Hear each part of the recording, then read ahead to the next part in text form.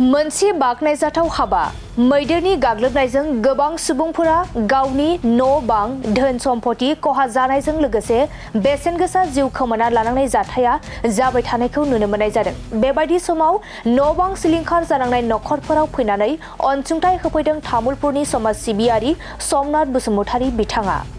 थांनाय 7 डिसेम्बर रबिबाराव हरनि समाव हाग्रानि मैदेरा फैनानै तामुलपुरनि सेसाफानि पलासगुरि गामिनि अरन्जय नार्जारिनि थाग्रा न', ओंखाम संग्रा न', लाइलथर गय बागान सिलिंखार खालामलांदोंमोन। लोगोसे थेमब्रा नार्जारिनि ओंखाम संग्रा न', जानो थाखाय थिनानै दोननाय माइ दुलिसे, फसुराम बसुमतारीनि न'नि इन्जुर बोदलानानै जानो थाखाय थिनानै दोननाय माइखौ जालाङो आरो अजित नार्जारिनि थाग्रा न'खौ इन्जुर नाख्लाना गालांदोंमोन। बे जाथायखौ मिथिनानै गोख्रों समाज सिबियारि समनाथ बसुमतारी बिथाङा खौरां लाफैनायजों लोगोसे गावनिफ्राय ओंखाम ओंख्रि संनायाव गोनां जानाय मुवा बेसाद बायना होफैनायजों लोगोसे रांनि अनसुंथाइ होफैयो। बेजों लोगोसे थांनाय 30 नभेम्बर बिलिफां समाव मैदेरजों जिउ खोमाना लानांनाय कुहिपार गामिनि बड'सा दैमु बसुमतारीनि जिउ खोमाना लानांनाय नखराव थांनानै खौरां लाहैयो आरो नखरनि सुबुंफोरनो रांनि अनसुंथाइ होबोयो। बेबायदि समाव खौरां लाफैनानै गोनां जानाय मुवा बेसाद बायना होफैनायजों लोगोसे रांनि अनसुंथाइ होलांनायखौ गोरबोजों गोजोननाय मोननायखौ फोरमायदों अरन्जय नार्जारिनि बिसि सम्फा नार्जारिया। सार समनाथ बसुमतारी सारादि बेबायदि संनाय खावनाय बासन बुसन होफैदों आरो एसे अनसुंथाइ रांनि होफैदों। आं बिराद गोजोननाय मोनदों। जेबो गैखालामोन? गैया, गासिबो गाख्रेजोबखादों।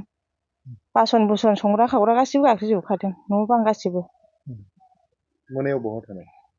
मोनायाव बेलेग न'आव उन्दुहैदों जोङो आरो संनाय खावनायखौबो बेलेगावसो संनानै जाहैदों। लांनाय न'खरफोराव नोंथाङा फैनानै जे खबर लाफैदों आरो नोंथांखौ मुवा बेसाद होफैनाय नुनो मोनदों। थारैनो नोंथाङा मा बिफाननिफ्राय होनो?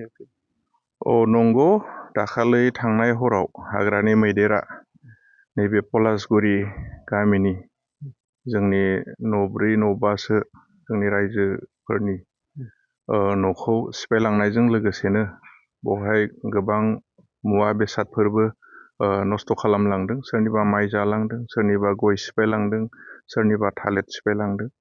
आरो बे खौरांखौ मोननानै आं दिनै नैबे गामियाव फैनानै दुखुथिया न'खरफोराव फैनानै आं एसे खौरां लाफैदों आरो आङो आंनिफ्राय बेक्तिगत भाबै आङो जा हायो एसे सहाय खालामनो आं नाजादों।